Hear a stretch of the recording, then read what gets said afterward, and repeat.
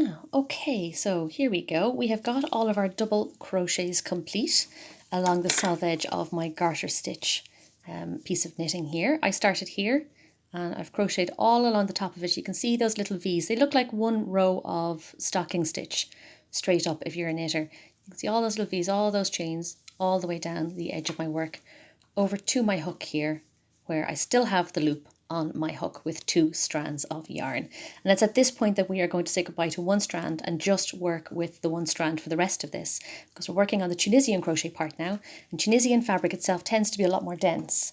So what we need to do is reduce the tendency towards really hard cardboard fabric by reducing the density of the stitch itself. An easy enough way of doing that is simply to take your scissors, choose one of your yarns, doesn't really matter which. The bomb will explode either way.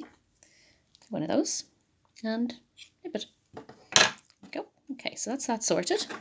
And we only use the strand we have left, which is this guy here. Now, as I was saying before, what we're going to do here is build up the entire head and crown of the hat simultaneously by creating these giant columns that slowly shunt their way down into the double crochet, single crochet if you're US, double crochet row here that we have created on top of our garter stitch here. So let me just sort my ball of yarn out here, see which strand I did actually cut. Is it the inside or the outside strand? Let me see now. Okay, so it's the outside strand, grand. All right. Wrap the inside strand up and just pop it back into the ball itself so we don't have to worry about that. And we're just using our outside strand here. So to create the first column that we need to work, what we need to do is create a ton of chain stitches. So we need 35 in total for this particular hat. If you want it slouchier, do more strands. Sorry, I'm getting all tangled up here. Here we go. If you want it slouchier, do more chain stitches. If you want it to be slightly less slouchy, do fewer. You don't need to have a multiple on this at all. So chain stitches themselves are the easiest crochet stitches to do. All you have to do is yarn over, again in the crochet way. So it's yarn over, bottom right, top left, like so. Knitters, remember you would normally kick this way, bottom left, top right. I want you to reverse that for this pattern here, like so. Traditional crocheters, I know you hold your yarn like so. I'm going the same way you are, it's just coming from an opposite direction, so it feels strange. It's still bottom right, top left when I use my right hand, so don't fret about that. You don't have to change a thing. You're perfect the way you are. Okay, so I'm going to do my 35 chains here. I normally count in tens and then panic, but I'm just going to keep going and then count and see where I am here on this here. So it's all it is just yarn over and draw the yarn over through the loop that was on your hook. Simple as that. And every time you do that, the loop that was on your hook becomes the V on top of your very next chain stitch. It's very simple. Keep it nice and loose, don't tug them tight. You don't want this to be a tight part of your hat. You want the whole thing to slouch comfortably and nicely. Okay, let's see how we're doing so far on our count. So we have got 1, 2, 3, 4, 5, 6, 7, 8, 9, 10, 11, 12, 13, 14, 15, 16, 17, 18, 19, 20, 21, 22, 23, 24, 25, 26, 27, 28, 29, 30, 5 more, 1, 2, 3, 4, and 5 there. So we've got a 35, and that gives you an idea of how tall your hat is going to be. So it's a little over 6 inches. Bear in mind, of course, the chains will always stand a little bit longer than the stitches themselves. It will pull in a little bit as you crochet. So if that feels like a very slouchy hat, bear in mind you will lose about a third of it, maybe a quarter of it in the length as you work. That's around 6 inches between my little finger and my thumb there. Now, okay, so to create our first Tunisian column, if you haven't done this before, watch here. If not, you guys can fast forward because you know what I'm about to do.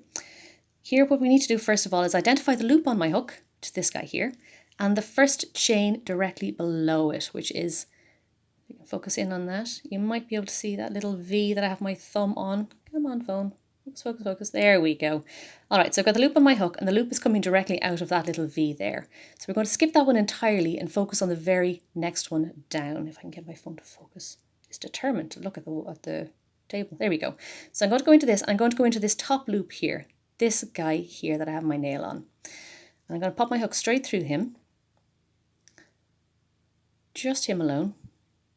yarn over and draw a loop through like so.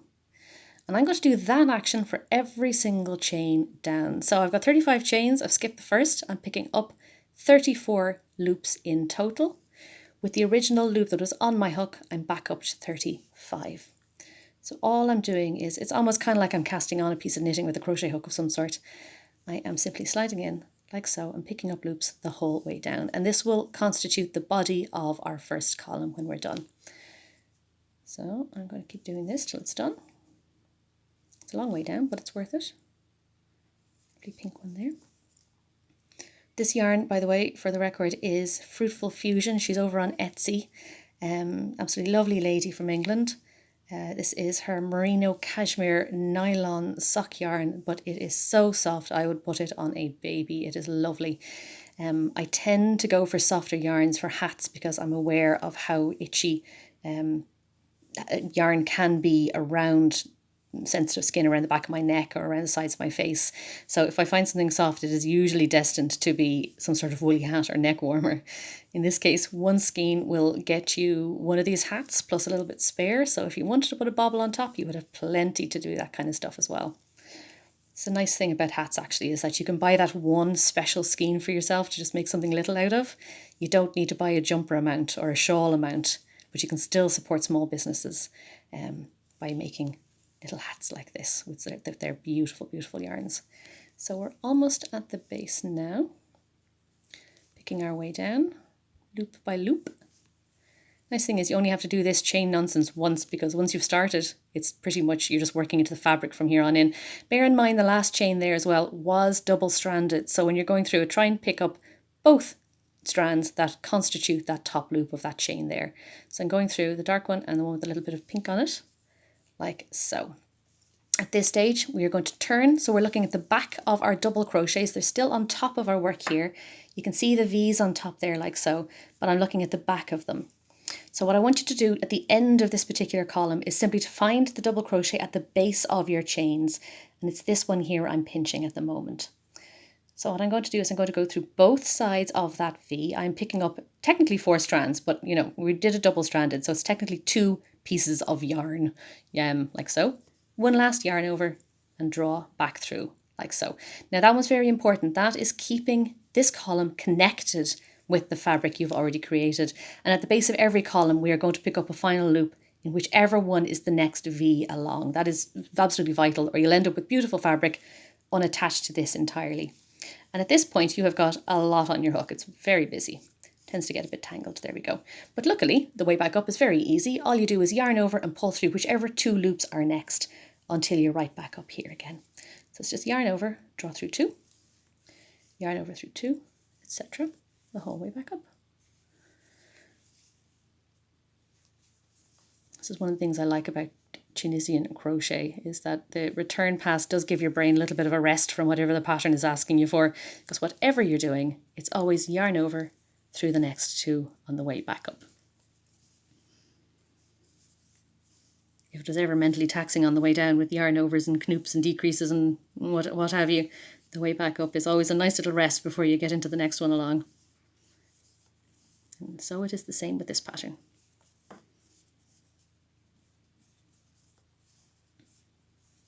Oops.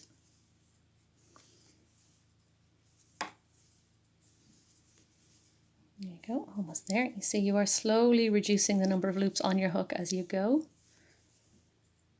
until eventually you're in the single digits. Oh dear, 1, 2, 3. That's very easy to do, by the way. Be careful of that. It is easy to slide through 2 and then go through a 3rd one by accident. So keep an eye out for those pesky little slidey loops. Now, here we go. Oh dear, did it again. This yarn's so soft, it just wants to fall off my hook. There we go. Last little bit. And there we go.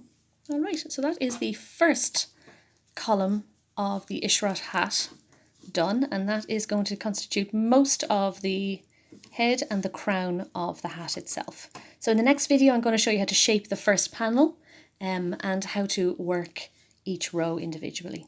Thanks a million for watching. See you in that.